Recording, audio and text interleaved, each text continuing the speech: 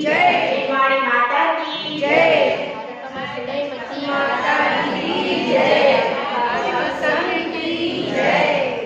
सुधन्यमती माता की जय। जिन हाथों से दीपक जलता है वह हाथ भी धन्य हुआ करते हैं। दीपक तो प्रकाश करता है, दुनिया जानती है कि दीपक प्रकाशित हो रहा है। दीपक के प्रकाश को दुनिया देखती है, लेकिन उन हाथों को बहुत कम लोग देख पाते हैं जिन्होंने उस दीपक को जलाया है।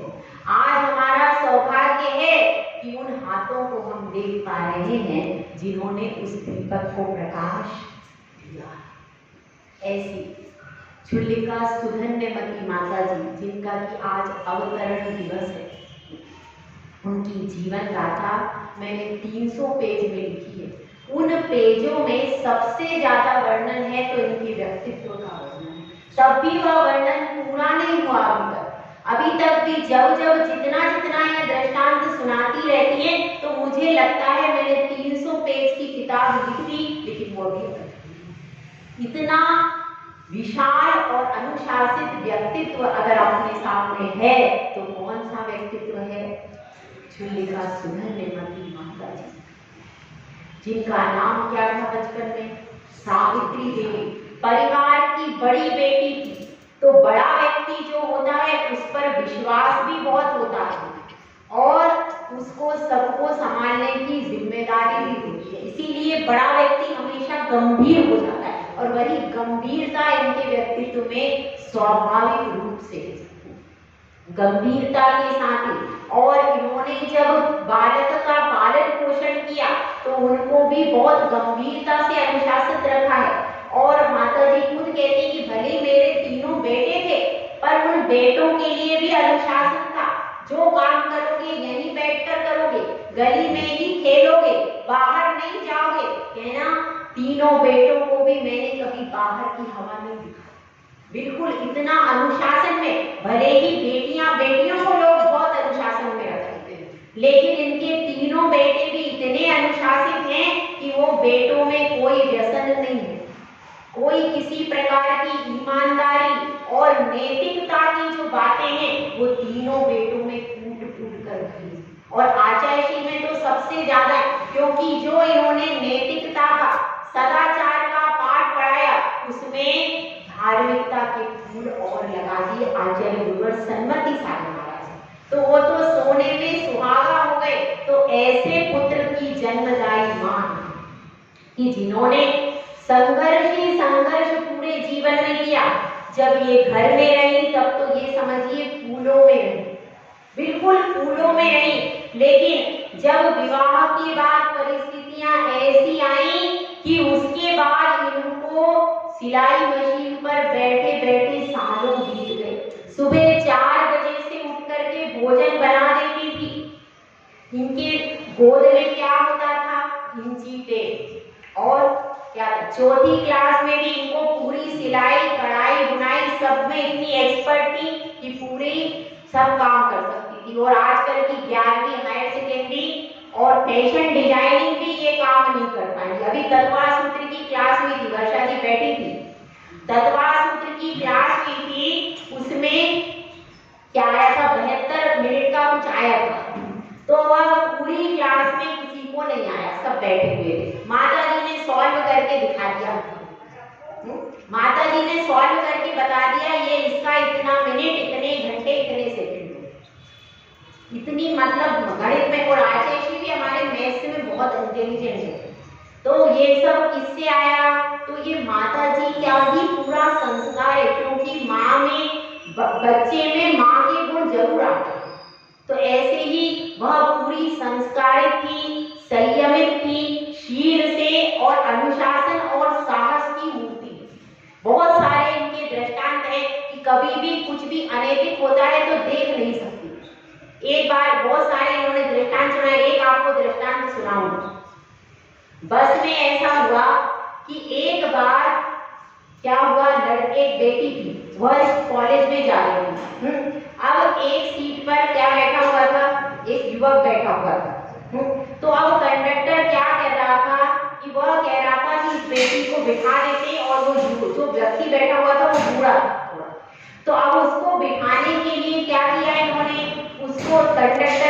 बेटी को बिठा दिया और उसको उठा दिया। तो माता जी ने कहा कि भाई वो बुरा व्यक्ति है, उसको क्यों उठा दिया, और उसको फिर कहने के बाद वहां पर बिठाया। कोई भी अनैतिक चीज अगर इनके आगे से गुजरती थी तो माता जी कभी भी उसको बर्दाश्त नहीं करती। ऐसा एक बार ऐसा हुआ कि कोई महिला अपने साथ में, स्वयं के बच्चे नहीं थे, ये खुद ही सफर कर रही थी, ये भी बस की बात है, स्वयं सफर कर रही थी। तो एक महिला थी, उसके साथ में 6-7 बच्चे थे, क्योंकि वो परिवार के लेकर के आ गई थी। तो उसने, कंडक्टर ने कमेंट कर दिया कहां से लेके आ गई। अब उसने कमेंट किया, इन्होंने जाकर के उसकी काया पकड़ ली। तुम्हें क्या परेशानी है, तुम्हें कौन सी तकलीफ है, तुम्हें कौन सी तकलीफ है, और तुरंत बस के वहां जो बस का चालक था उसको फोन करवा दिया कि इसने हमें ऐसा बोला। वहीं से ला करके उसको वहीं पर उसको सही कर दिया। उसने कहा आगे से ऐसा किसी बहन बेटी को बोलना नहीं, कैसे बोला तुमने, और ये पता नहीं है कहाँ की है, कि हरियाणा की। अच्छा, अरे मुझे पता नहीं। ये जहाँ कुछ गलत देखा तो माता जी बिल्कुल चुप, जहाँ पर जो होना, और बोलती बिल्कुल लिमिटेड है, लेकिन ऐसा बोलती है कि कहीं भी कोई भी गलत नहीं कर सके, चाहे वो कहीं, चाहे वो बस हो, चाहे वो बाजार हो, चाहे कहीं हो। अभी ऐसा एक और भी दृष्टांत है कि एक बिजली का मीटर था, तो इनका बहुत ज्यादा बिल आ गया। अब इनके घर में देखो गर्मी तो थी, टीवी नहीं, फ्रिज नहीं, कूलर नहीं, कुछ नहीं। अब ये पहुंचे दफ्तर में, उन्होंने कहा कि भाई मेरा बिल कैसे आया। उस व्यक्ति को पकड़ करके ले आए, देख मेरे घर में, चल देख। कहना कि अरे ऐसा हो ही नहीं सकता अम्मा, टीवी फ्रिज सब घर में, तब मेरा घर देख। हाँ अम्मा इसमें तो कुछ नहीं है, वो दे दे मेरा मीटर, कितना बिल तुमने कैसे लाया। तो उसने कहा, तो उसने फिर वहां पर तुरंत चेंज। तो कर्मठ महिलाएं, साहसी महिलाएं, साधारण नहीं है, बहुत साहसी महिला है। हर चीज में मतलब सब काम करने में कैसी रही है, हमेशा अग्रणी है। कभी भी कोई भी परिस्थिति, और राधे श्याम जी थे, लेकिन राधे श्याम जी के होने के बाद भी राधे श्याम जी कहते थे भैया ये सावित्री देवी ही सब कुछ संभालेगी, बाहर का पूरा डिपार्टमेंट भी यही संभालती। वो फिर घर में रह करके बाकी का अरेंजमेंट करते थे, मतलब ये बाहर का भी सब संभाल लेती थी, घर का भी सब संभाल लेती थी, बच्चों को भी मैनेज कर लेती थी हर प्रकार से। और आज ये बहुत अच्छी सास भी है, बहुत अच्छी माँ होना कोई बहुत बड़ी बात नहीं है, बहुत अच्छी सास भी है। अब इनकी जो बहू है उसको भी इन्होंने हाथों पर रखा, उसको भी इतना अच्छा रखा है कि उन्होंने मुझे बताया, देखो जब वो तुलसी आई, मतलब उसका नाम क्या था, गीता नाम था उनका, लेकिन इन्होंने वो तुलसी का सीरियल देख लिया। तो सीरियल देखने के बाद इनको लगा मेरी बहू कैसी हो, तुलसी कैसी हो, तो उसका नाम कर दिया इन्होंने तुलसी।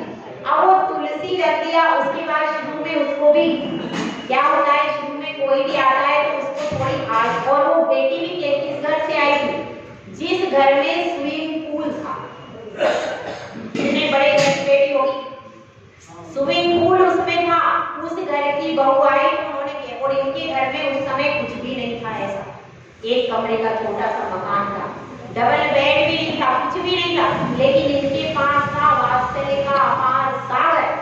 और उस सागर से वह तुलसी भी ऐसी, उसने इतना घूंघट किया, और फिर इनका वात्सल्य ऐसा कि जैसे ही वो आई, फिर बेटा तुझे क्या लगता है, इतना प्रेम से उसको, इतना प्रेम से रखा है कि आज भी वो रोती रहती है इनके नाम से। कोई बेटी रोज नहीं रोती है, लेकिन वो तुलसी रोज रोती है इनके नाम से कि मेरी सास नहीं, मेरी माँ है।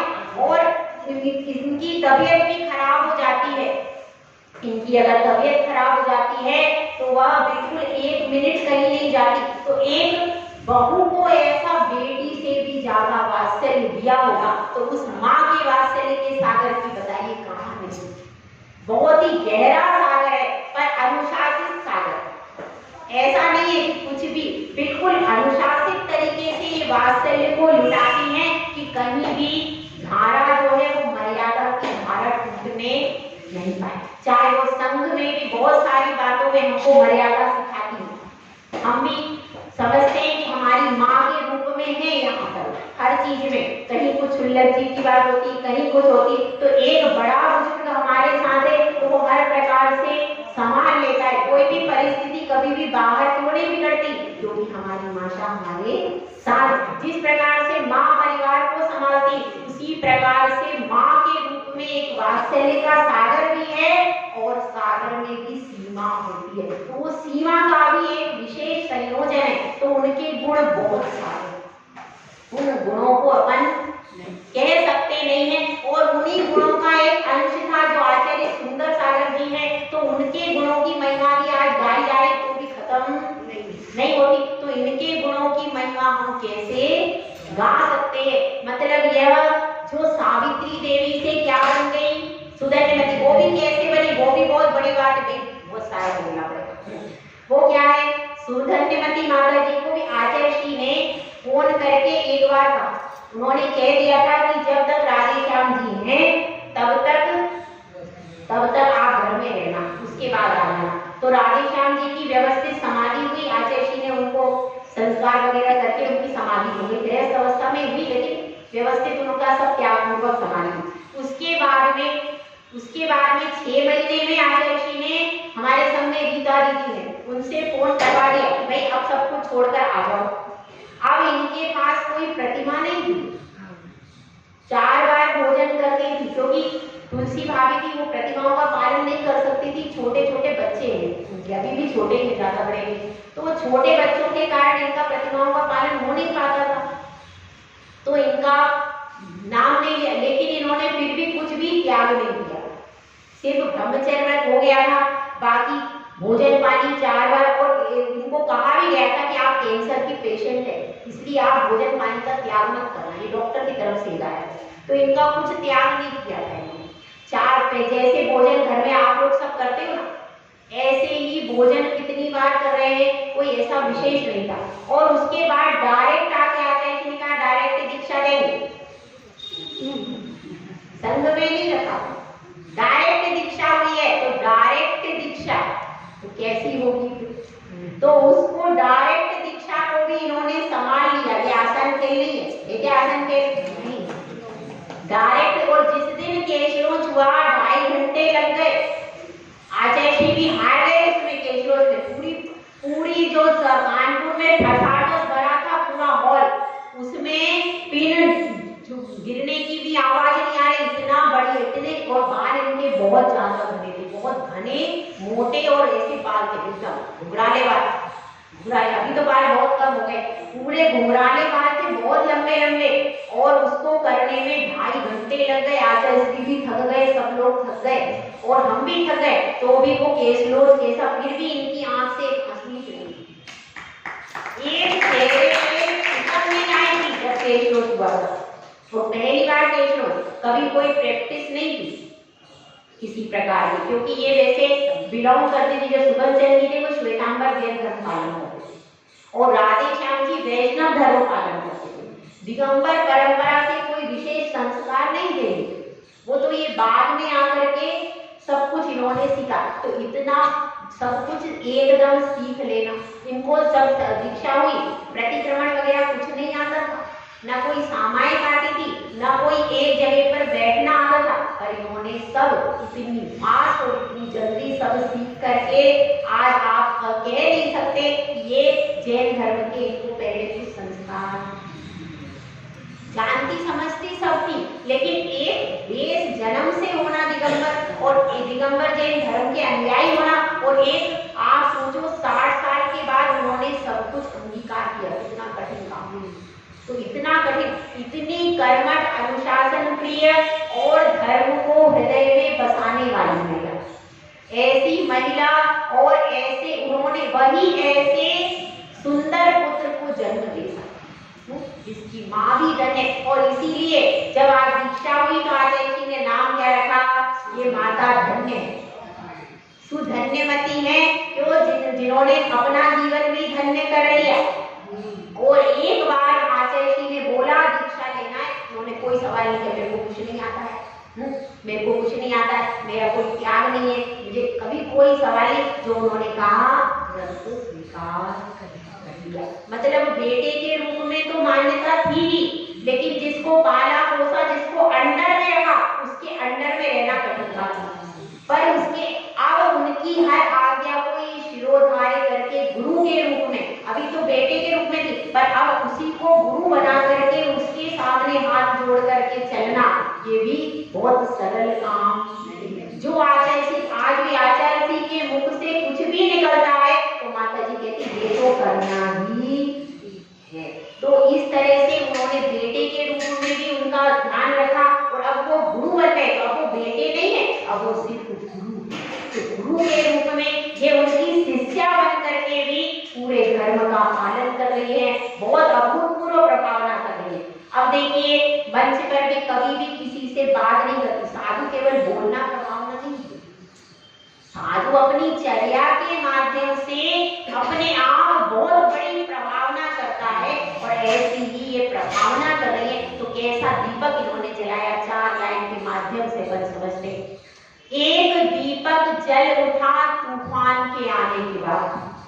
समझिए, जब बालक प्रदीप का जन्म हुआ तो कर्जा भी सिर पे था, राधे श्याम जी भी बीमार चल रहे थे, और उस समय अकेली कर्मठ महिला सिलाई मशीन पर थी जब प्रदीप का जन्म हुआ।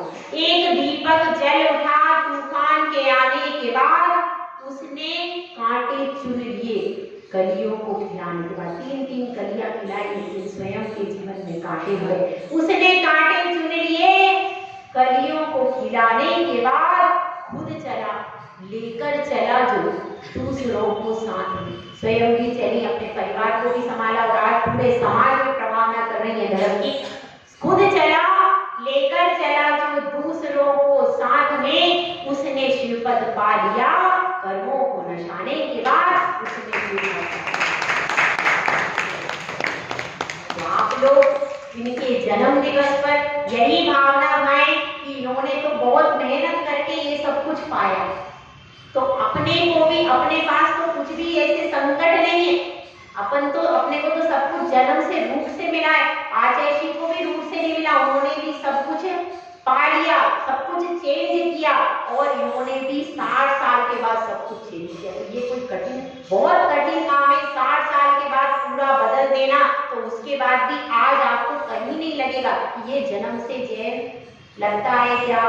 तो ये बहुत बड़ी बात है कि 60 साल के बाद इन्होंने अपना जीवन आमूल चूल परिवर्तित करके, और आज इतनी बड़ी धर्म प्रभावना कर रही है। तो अपन सभी यही भावना भाव आप लोग भी कि हम भी इनके पद पर चले, और ये भी मुक्ति मार्ग की ओर चले। जय बोल राजे सुंदर।